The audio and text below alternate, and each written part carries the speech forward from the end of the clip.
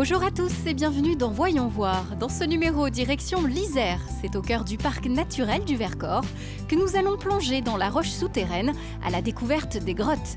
Première étape à Choranche, où la magie de la géologie nous offre à voir des cavités et des stalactites naturelles uniques au monde. Aurélie, bonjour. Bonjour. Merci beaucoup de nous accueillir. On va faire une visite incroyable ce matin, celle de la grotte Choranche. Alors, on voit que le paysage autour de nous est sublime. C'est un parc naturel régional. Lequel? Où est-ce que nous sommes? La grotte de Choranche est donc au cœur du parc régional naturel du Vercors, à la limite entre l'Isère et la Drôme. Voilà. Au niveau de cette grotte, alors, on va faire un petit point d'histoire. Quand est-ce qu'elle a été découverte et de quelle façon surtout? Alors, la grotte de Choranche a été découverte par les habitants du village du Choranche, juste en dessous, en 1871. Donc, à l'échelle de l'histoire, finalement, c'est assez récent. Cette année-là, ils font face à une sécheresse sans précédent. Ils décident de remonter le cours d'eau qu'ils ont l'habitude d'utiliser.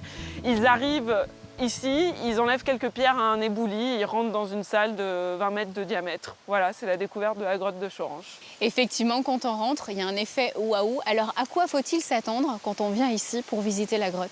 Alors déjà, c'est une grotte, mais les volumes sont immenses. On a des pièces de 50 mètres de diamètre, 30 mètres de haut, donc voilà, on ne se sent pas du tout étouffé. Et effectivement, la mise en lumière, les volumes, les concrétions font que c'est très impressionnant et très surprenant la première fois qu'on découvre ce lieu. Quelles sont les particularités de cette grotte? Parce que c'est vrai que dans la région Auvergne-Rhône-Alpes, on a la chance d'en avoir beaucoup, dont certaines célèbres, grâce notamment aux hommes préhistoriques, parce qu'elles les ont décorées. Mais on a tout le travail aussi de la pierre et de la nature. Alors ici, qu'est-ce que la nature a fait concrètement? Alors ici, une des spécificités de la grotte, c'est les stalactites fistuleuses. Donc ce sont des pailles de calcite très fines, d'à peine quelques millimètres, très creuses, parce que les gouttes ont déposé un tout petit anneau de calcite. Voilà. Et ici, la spécificité, c'est vraiment que nous en avons des milliers, dont la plus longue qui fait 3,20 m et qui est estimée à plus de 6000 ans malgré la fragilité de ces stalactites. Alors quel est le rôle de la médiation ici de votre équipe quand on nous emmène en visite? C'est pas simplement que de la pierre à regarder. Qu'est-ce que vous essayez de faire ressortir dans cette expérience de la visite de la grotte de Choranche? Notre but, c'est de montrer au plus grand nombre le monde souterrain, de le faire découvrir et aussi bien sûr de préserver au mieux ce patrimoine naturel souterrain. Donc nous proposons uniquement des visites guidées d'1 heure pour plusieurs raisons, pour avoir l'histoire de la grotte, pour avoir des informations géologiques, pour pouvoir poser des questions et voilà, vraiment avoir une belle interprétation de ce lieu. Est-ce qu'on peut revenir sur les journées internationales des grottes? De nombreuses animations ont été mises en place et notamment pour un public particulier, oui, à laquelle on ne pense pas forcément, mais eux aussi ont eu le droit d'accéder à une grotte. Alors parlez-nous de ce public. Tout à fait. L'association Anécat, qui regroupe une 60aine de grottes aménagées en France, chaque année propose une journée exceptionnelle et cette année, le thème a été « Donner accès aux grottes aux déficients visuels ». Voilà. Donc nous, on s'est beaucoup questionné. On a fait un partenariat avec le comité Isère de l'association Valentin à Huy. Ils nous ont accompagnés dans la grotte et on a adapté nos visites pour que les déficients visuels puissent visiter la grotte de Choranche. Donc on s'est intéressé aux autres sens, à l'ouïe, à ce qu'on ressent dans la grotte. Exceptionnellement, on a proposé des objets à toucher. On a créé un plan en 3D de la grotte pour préparer sa visite. Donc voilà, ce fut de très belles journées pour nous. Alors, quel rendez-vous donner aux gens si on veut venir visiter cette grotte, vivre cette expérience? Qu'est-ce qu'il faut faire? Alors, la grotte de Choranche est ouverte toute l'année, ce qui est un peu exceptionnel. Beaucoup des grottes sont ouvertes d'avril à octobre, mais nous, on est ouvert toute l'année. Les temps forts, bien entendu, c'est les vacances scolaires, les vacances d'été. Pour les locaux, on conseille de venir sur les visites du matin qui sont un peu plus calmes. En ce moment, on fait la part belle aux scolaires, c'est les sorties scolaires, les classes vertes. On a beaucoup de visites de groupes organisés en autocar, etc. aussi. Et cette année, comme chaque année, on participera aux Journées du patrimoine en septembre avec des animations spécifiques dans la grotte. Voilà, mais pour l'heure, on en profite toute l'été. Merci beaucoup. On va continuer dans la vallée parce qu'il y a d'autres grottes à découvrir, d'autres joyaux ici dans le parc naturel du Vercors. Merci Aurélie. De rien, merci à vous. La grotte de Choranche est située à 1 heure de Grenoble et de Valence et 1h30 de Lyon. À noter que régulièrement, des visites spéciales pour les photographes amateurs sont aussi organisées. Le temps de rejoindre la grotte de Thaïs, située à 20 minutes en bas dans la vallée. Direction La Chartreuse, près de Chambéry, pour visiter les grottes de Saint-Christophe. Difficile d'imaginer qu'il y a 2000 ans, les Romains utilisaient ce chemin pour rejoindre Lyon. Aujourd'hui, ils séparent deux grottes, l'une toujours parcourue par les eaux, l'autre devenue sèche. Les glaciers sont arrivés, ont fondu, ont commencé à creuser leur lit de rivière. Donc ça s'est enfoncé, enfoncé, enfoncé. C'est arrivé sur le toit de la grotte qui a fini par s'écrouler.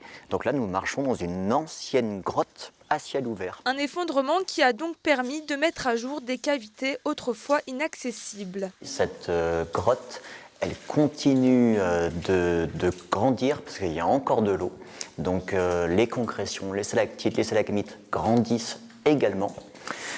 Mais ce n'est pas le fort de la grotte parce qu'il y a une petite spécificité, c'est que notre grotte est sujette à des crues. Ça s'inonde 2-3 fois dans l'année, donc là tout peut s'inonder jusqu'au plafond, jusqu'à ressortir à l'extérieur. Une fois que l'eau sort de la première grotte, elle va s'évacuer dans le canal, creusé par les Romains, et ce canal sert uniquement à évacuer l'eau de la grotte pour que la route reste sèche. Et elle s'évacuera ensuite dans la seconde grotte. 400 mètres séparent les deux grottes, une fois la grille ouverte. Changement de décor avec de grandes formes circulaires, des marmites de géants. La spécificité, c'est simplement que cette grotte n'est plus parcourue par l'eau, n'est plus utilisée par l'eau. Et en conséquent, elle n'évolue plus, elle ne se creuse plus. Et ce qui se voit tout de suite, c'est les concrétions, les dépôts de calcaire, les stalactites, les stalagmites, qui n'évoluent plus et qui sont même en train de se dégrader avec le vent, avec le gel en hiver. Et du coup, elles ont des formes très étranges. Deux grottes aux ambiances opposées, l'une qui évolue, l'autre morte, mais reliée à un passé commun sur un site qui allie histoire de la Terre et histoire des hommes. Nous sommes de retour dans le Vercors, au programme La découverte des grottes locales. Après celle de Choranche, c'est à celle de Thaïs que nous poursuivons notre exploration. Plus petite mais tout aussi mystérieuse, la grotte commence au pied du village de Saint-Nazaire en Royan. Laurent, bonjour. Bonjour. Merci beaucoup de nous accueillir à la grotte Thaïs, la deuxième. Alors effectivement, vous avez un joli terrain de jeu. On a visité Choranche, maintenant c'est Thaïs. Alors concrètement, quelles sont les différences qu'on peut noter entre les deux parce qu'elles sont bel et bien différentes? Peut-être le côté intimiste à Thaïs. On est dans une grotte avec ce petit labyrinthe, ce parcours où les choses se dévoilent petit à petit. Alors qu'à Choranche, c'est vrai que c'est tout de suite une immensité, une grande salle. Donc là, c'est plus l'aventure et puis les formes. C'est très labyrinthique avec ces roches déchiquetées. Pour les enfants, c'est vraiment un parcours de rêve. Ces petites touches de lumière. Alors c'est plus sensible, il faut être plus attentif, ça demande peut-être plus de travail dans la découverte. Le guide joue pleinement son rôle d'explication, de découverte. Et puis quelque part aussi c'est la mémoire, parce que c'est un lieu qui a été habité il y a 15 000 ans. Et de remarcher dans le pas de nos ancêtres, c'est toujours un petit peu prenant quand même. Effectivement, et c'est grâce à vous qu'on arrive à découvrir toute cette histoire, parce qu'effectivement, il y a 4-5 ans, vous avez réorganisé un petit peu les lieux. Alors, est-ce qu'on peut en parler de ça, de ce jeu de la mise en scène? Parce que quand on vient ici, certes, la roche est naturelle, mais toute l'histoire et surtout les guides, ce qu'ils rajoutent et votre mise en scène, c'est un petit plus quand même. Oui, une grotte touristique, c'est un ensemble, parce qu'une grotte, si on éteint et qu'on va rien voir, on ne va rien découvrir. Donc c'est une mise en scène au sens de la lumière, du choix des lumières, du choix des parcours. Un discours aussi, c'est important, parce que c'est pas la peine d'aller coller un discours, je sais pas quoi, promotionnel ou à la mode. Non, il s'agit d'expliquer ce produit, de voir quelles sont les particularités. Donc c'est pas un travail que j'ai fait tout seul, c'est un travail que j'ai fait avec mon équipe, en se basant aussi sur ce qui avait été fait avant, en corrigeant les points. Notamment, on a travaillé énormément sur la mise en lumière. On a travaillé aussi sur le nettoyage de la grotte. C'est une cavité qui a été parcourue depuis des centaines d'années, à la lampe torche, à la bougie. Il y avait énormément de suie, comme dans un vieux monument finalement. Et on a lavé la grotte, on l'a restaurée, on a retrouvé des angles de vue intéressants. Petite particularité également, j'ai croisé un plongeur qui allait amener des visiteurs.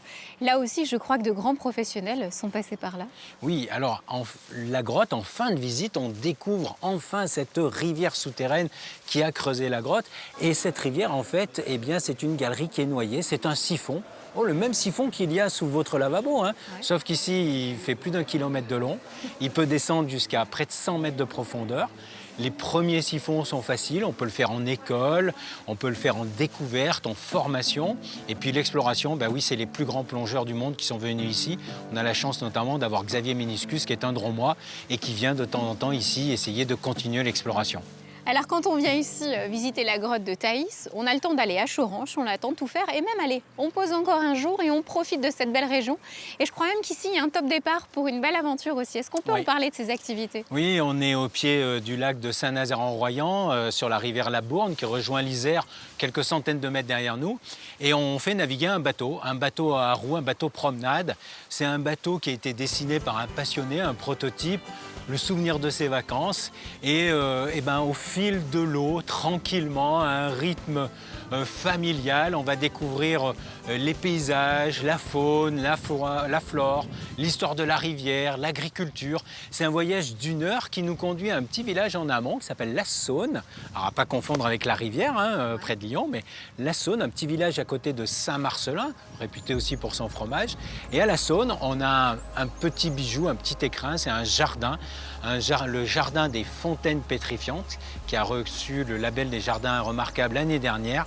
C'est 8000 m² de découvertes, de parcours, toujours pareil, avec des fleurs. Et là, c'est le domaine de ma jardinière, de Magali, qui met en scène tous ces paysages avec notre équipe.